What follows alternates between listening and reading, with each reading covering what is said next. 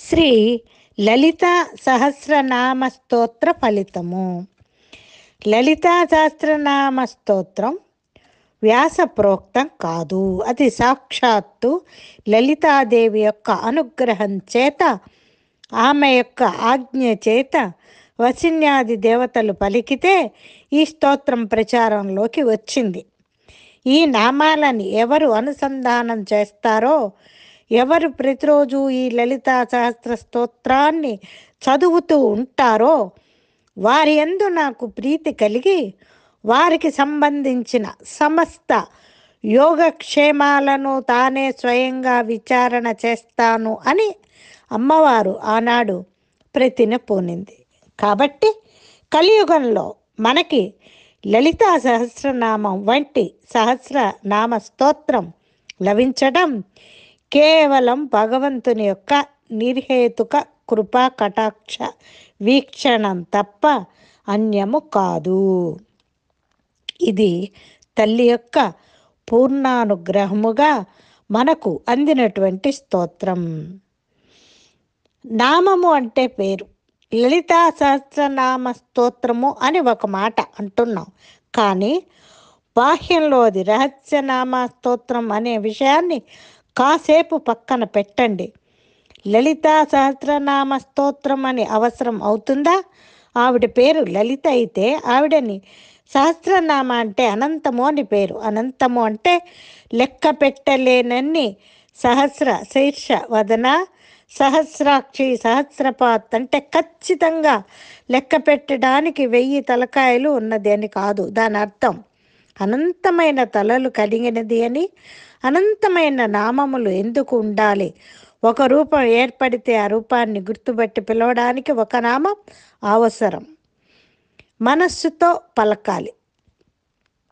లలితా సహస్రనామ స్తోత్రం చదవటం అంటే లలితా సహస్రనామ స్తోత్రం కొన్నాళ్ళకి నోటికి వచ్చేసి అప్పచెప్పేయటమే కాదు. లలితా సహస్రనామ స్తోత్రం చదివేటప్పుడు ఒక్కొక్క నామం చెప్తున్నప్పుడు ఒక్కొక్క గుణం ప్రకాశించినటువంటి కారణం చేత మనస్సుని హత్తుకుని నిలబడిపోవాలి. భవానీ మాతే లలితాదేవి. ఎరుపు రంగు దుస్తులు కట్టుకున్న ప్రేమమయ చూపులు కలిగిన పాశము, అంకుశం, పుష్పం, చెరుకుగడను 4 చేతుల్లో ధరించిన అణిమాది సిద్ధులను కలిగిన శివుని భార్య అయిన భవానీయే లలిత. రావణుని చంపాలంటే ఆదిత్య హృదయం పారాయణం చేస్తేనే సాధ్యం. ఆ మహామంత్రాన్ని శ్రీరాముడికి చెప్పిన వారు అగస్త్య మహాముని. అటువంటి అగస్త్య మహాముని ఆత్మతత్వమును తెలుసుకోవాలనుకుంటాడు. ఆ విషయం ఎంత త్వరగా తెలుసుకుంటే జీవుడు అంత త్వరగా పరమాత్మను చేరుకుంటాడు. జనన మరణ జంఝాటం నుండి తప్పించుకోగలుగుతాడు. అందుకు గాను అగస్త్య మహాముని శ్రీ లలితను స్మరించేందుకు నామతారకమును అనుగ్రహించవలసినదిగా హయగ్రీవుడు అన్న మహామునిని కోరతాడు. ఏ పేరిట పిలిస్తే ఆ తల్లి పలుకుతుందో ఆ పేర్లన్నీ హయగ్రీవుని అశ్వకంఠముతో ఆసువుగా వస్తాయి. ఈ నామ సహస్రమే లలితా సహస్రం. ఇవి 1000 నామాలు. ఇందులో కామాక్షి, పార్వతి, దుర్గా, మహాకాళి, సరస్వతి, భవాని, నారాయణి, కళ్యాణి, రాజరాజేశ్వరి, మహాత్రిపుర సుందరి, వైష్ణవి, మహేశ్వరి, చండిక, విశాలాక్షి, గాయత్రి అనేక దేవీ రూపాలు కనబడతాయి. శ్రీ లలిత సహస్రనామములు కేవలం స్తోత్రం కాదు, ఇది గొప్ప శాస్త్రము, గొప్ప ప్రమాణం. సృవేజన సుఖినోభవంతు. సర్వం శ్రీ అమ్మ పాదార విందార్పణమస్తు.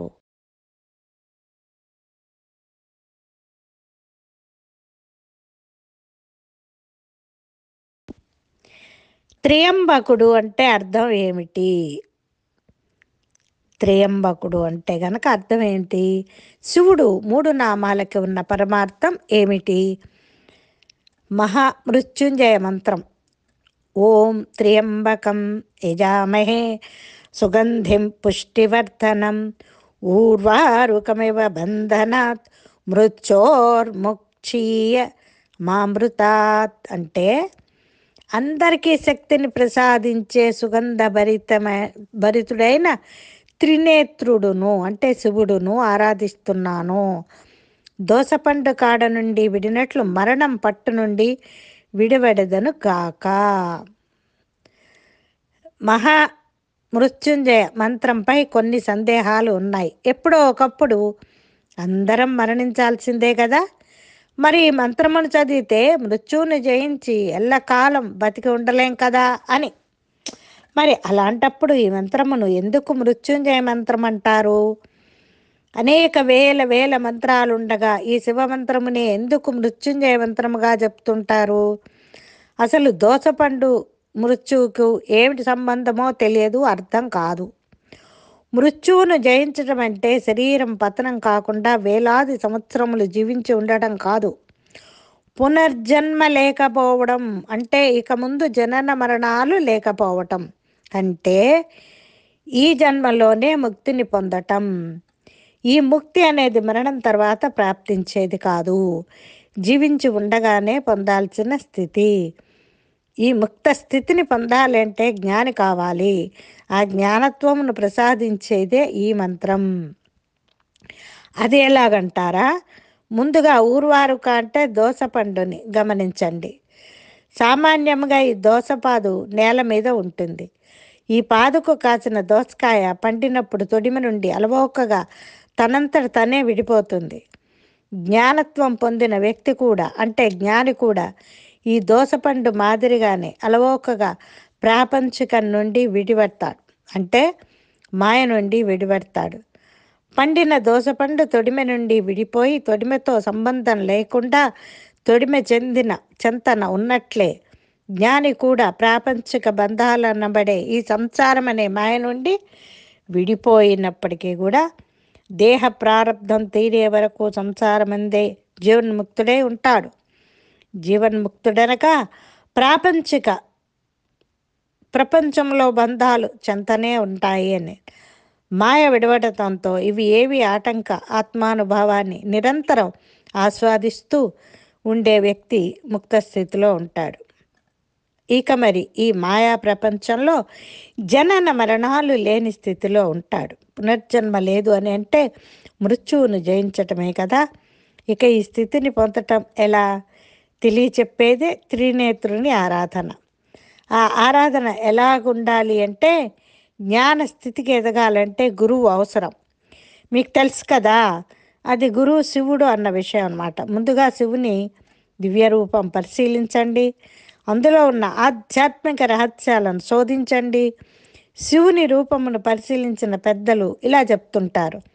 పంచభూతాత్మకుడు అంటే శివుడు ధరించే పులి చర్మం భూతత్వానికి, తలపై గంగ జలతత్వానికి, మూడవ నేత్రం అగ్నితత్వానికి, విభూతి వాయుతత్వానికి, శబ్దబ్రహ్మ స్వరూపమైన డమరకం ఆకాశతత్వానికి చిహ్నాలు. ఇప్పుడు త్రియంబకుడు శివుని మూడి కన్నులు కాలాలను భూత భవిష్యత్ వర్తమానాలు సూచిస్తాయి. ఇక శివుని మూడవ కన్ను జ్ఞానానికి చిహ్నం. ఆజ్ఞాచక్ర స్థానంలో ఉండే ఈ ప్రజ్ఞాచక్షువు జ్ఞానాన్ని సూచిస్తుంది. ఈ ప్రదేశమందే ఇడ, పింగళ, సుషుమ్న నాడులు కలుస్తాయి. దీనినే త్రివేణి సంగమం అని అంటారు. నామం శివనామంలోని 3 గీతలు జాగృతి, స్వప్న, సుషుప్తి అవస్థలకు, మధ్య బిందువుని తిరియావస్థలకు చిహ్నం. అటులనే ఈ రేఖాత్రయంకు చాలా అర్థాలు చెప్తుంటారు. ఈ జగత్తంతయు త్రిగుణాత్మకమని, మధ్యలో బిందువు గుణాతీతుడవు కమ్ము అని సూచిస్తుందని అంటారు. అటులనే శివశిష్ట్యాది భేదం లేకుండా రేఖాత్రయం ద్వారా అంతా త్రిమూర్త్యాత్మకమని, బ్రహ్మ విష్ణు మహేశ్వరులు మధ్య బిందువు ద్వారా మువ్వురు ఒకటేనని తెలుసుకోమని సూచిస్తుందని కొందరు అంటారు. విభూతిదారుడు సృష్టి అంతయు ఎప్పటికైనా నశించున్నదే అంటే భస్మంగాక తప్పదు. నీవు నేను అనుకొనబడు ఈ దేహం కూడా ఎప్పటికైనా భస్మమగునని తెలిపటే భస్మధారణ ఉద్దేశం. త్రిశూలం సత్వరజోతమో గుణాలకు, ఇచ్ఛాక్రియ జ్ఞానశక్తులకు, మానసిక శారీరక ఆధ్యాత్మిక శక్తులకు, ఇడా పింగళ సుషుమ్న నాడులకు ప్రతిరూపం. నాగాభరణుడు సర్పం ప్రాపంచిక విషయాలకు ప్రతీక. హానికరమైన సర్పంను తన ఆధీనంలో పెట్టుకోవడంలో మర్మం ఏమిటంటే, ప్రాపంచికంగా ఎంతో హానికరాలు అయిన కామ, క్రోధ, లోభ, మోహ, మద, మాత్సర్యాలు విషయాలను, ఈ మాత్సర్యాలు అనేటటువంటి విషయాలను జయించటం బహు కష్టం. అవి వీడిపోయేవి కావు. కావున వాటిని అదుపులో ఉంచుకోవాలని సూచిస్తూ శివుడు నాగాభరణుడు అయినాడు. అటులనే మన దేహంలో ఉన్న వెన్నెముక పాముల, మెదడు పడగలా గోచరిస్తుంది కదా. ఇది కుండలిని జాగృతిని సూచిస్తుంది అని చెప్తుంటారు. సర్వేజన సుఖినో భవంతు. సర్వం శ్రీ హర హర మహాదేవ శంభో పాదారవిందార్పణమస్తు.